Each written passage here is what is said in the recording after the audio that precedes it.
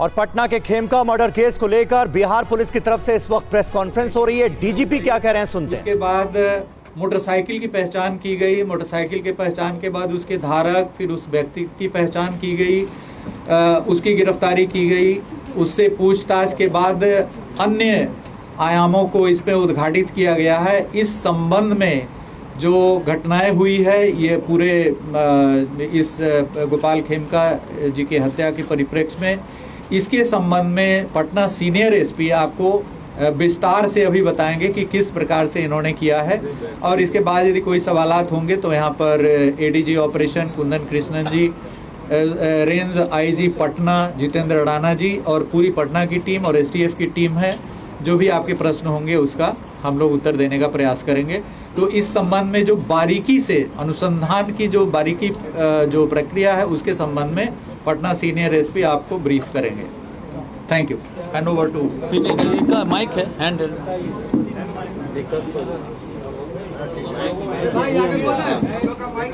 वो यही है सर।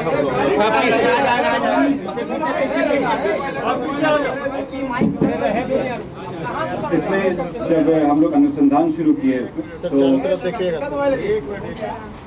जब अनुसंधान शुरू किया गया तो जहाँ पे घटना हुई थी उसके बाद सीसीटीवी का अवलोकन किया गया और वैज्ञानिक अनुसंधान प्रारंभ करते हुए जहाँ पे रिट्रीट हुआ था उस डायरेक्शन में आगे बढ़ गया। इसी क्रम में बढ़ते बढ़ते हम लोग जहाँ पे जो अभियुक्त था वो जब भागा था उस घर तक पहुँचे। वहाँ पे जब छानबीन की गई तो एक मोटरसाइकिल हम लोग को मिली। मोटरसाइकिल के नंबर से टैंपरिंग करने की कोशिश की गई थी। जब उस मोटरसाइकिल के पास वाले घर की सर्च की गई तो उस घर से जो अभियुक्त जो कपड़ा पहने हुए थे वो बरामद हुआ, जो जूता बरामद हुआ, मास्क बरामद हुआ। उस घर में जो व्यक्ति थे उनको लाया गया पूछताछ करने के लिए। उनका नाम उमेश यादव। जब उनसे गहन पूछताछ की गई, इसके बारे में गहराई से पूछताछ की गई तो उनके द्वारा इस घटना की संलिप्तता स्वीकार की गई। साथ ही में उनके द्वारा बताया गया कि इस घटना में जो उनके द्वारा इस्तेमाल किया गया हथियार था वो घर में छिपा के रखे हैं। ये जब उनको बताया गया उसमें उनके घर के ऊपर वाले फ्लोर में, जो उनके भाई का फ्लोर है, घर है, उसमें ये बंद कमरे में रखे हुए थे। उस जगह की जब छानबीन की गई तो इनके घर से 59 राउंड गोलियां बरामद हुई। 56 राउंड 7.6 का था और 3 गोली 9mm का था। उसके अलावा जब घटना में जो इस्तेमाल हथियार था उसके साथ 2 मैगजीन मिला जिसमें 14 राउंड गोलियां थी। इसके बाद जब इनसे और पूछताछ की गई तो बताया ये कि अशोक साव का नाम लिए, ये इनको करीब 1.5 साल से जानते थे। दोनों ही बिहार शरीफ के थे और एक शादी के फंक्शन में मिले थे। तब से ये उनके लिए छोटा मोटा काम करते थे। करीब 1.5 महीना पहले इस षड्यंत्र को रचा गया था और इसमें इनको पहले लाया गया था कि ये शूटर और हथियार को इंतजाम करे। इस क्रम में पैसे भी दिए गए थे और इसमें बताया गया था अग्रिम में 50,000 रुपये दिए गए थे और बाकी काम होने के बाद 4 लाख की बात हुई थी इसमें। ये पहले अपने आसपास के जो शूटर रहे हैं उनसे कांटेक्ट किए ये।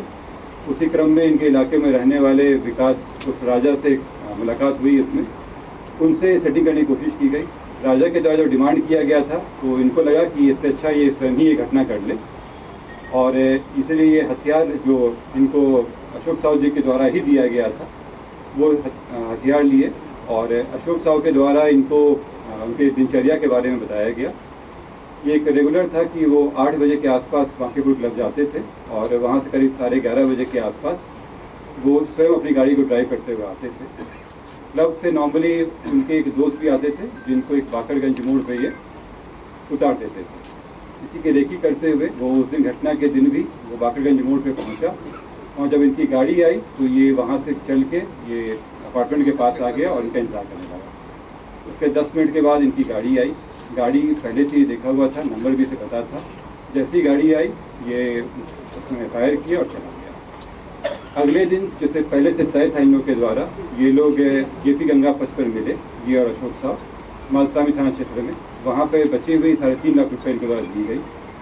इसमें खास बात यह है कि इसमें आपस में बातचीत करने के लिए मोबाइल खरीदा गया था और सिम भी उमेश यादव के नाम से ही खरीदी गई थी ताकि अशोक साव का नाम नहीं आ सके। और जब ये पैसे दिए गए तो मोबाइल उन्होंने वापस कर दिया लेकिन सिम वापस नहीं किया था इसमें। जब इसमें अशोक साव के घर पे छापेमारी की गई तो उनके यहाँ भारी मात्रा में ज़मीन के कागजात मिले। साथ में एक 9mm का बरेटा उनका पिस्टल मिला, उसमें 17 राउंड गोलियां मिली इसमें, और इसमें कई जो कागजात मिले हैं उनका इंसिडेंट किया जा रहा है।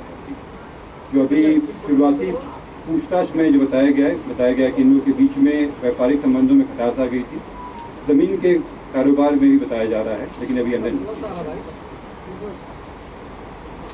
जो रैंसम का जो अमाउंट मिला रिकवर हुआ, इसमें जो उमेश यादव है उनके पास से करीब 3,65,000 और जो अशोक साव हैं इनके घर से 6.5 लाख रुपए कैश बरामद किए।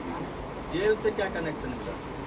ये अंडर इन्वेस्टिगेशन है अभी, क्योंकि इसमें कई ऐसे तथ्य आए हैं कि जेल के द्वारा भी संपर्क किया गया है, कुछ और कारोबारी भी हैं जो जिनका इंटरेस्ट था ज़मीनों में, और उनके द्वारा भी इस घटना में शामिल होने की बात कार्तिकेय जी, ये इसमें क्या कुछ निकल के आया, किस कारण से हत्या की गई, आखिर इसका मोटोस ऑपरेंडिस क्या था? ये अंडर इन्वेस्टिगेशन है, लेकिन अभी जो बात आई है ज़मीन, जैसे बहुत सारे कागजात मिले हैं, ज़मीन को लेकर इन लोगों के बीच में खटास उत्पन्न हो गई थी। देखिए, जमीन के भारी मात्रा में कागजात अशोक साव के घर से बरामद हुए हैं।